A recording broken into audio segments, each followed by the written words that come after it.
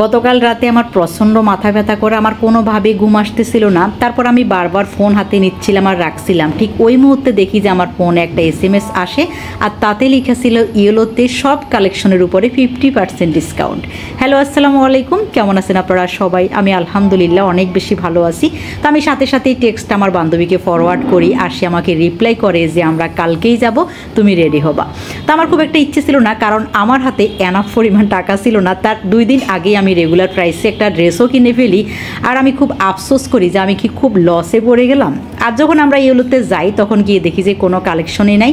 Already সবাই 10-15টা set করে নিয়ে ফেলছে। তো আমার বান্ধবী কোনো মতে একটা কুর্তি পেয়ে যায় আর সে বলে যে এটা সে নিবেই নিবে, কারণ নর্মালি ইয়েলোতে 2000 টাকার ভিতরে কোনো ড্রেসই হয় না।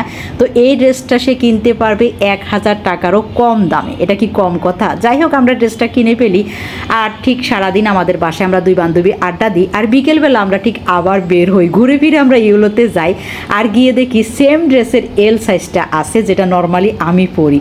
তখন মনে মনে ভাবলাম আমার বান্ধবী যখন একটা নিয়েছে তাহলে আমিও এটা নিয়ে নিই।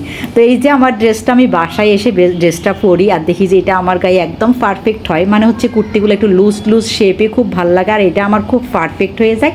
আমিও খুব হ্যাপি। সাথে সাথে পিক তুলে বান্ধবীকে সেন্ড করে দিলাম। Thank you so much.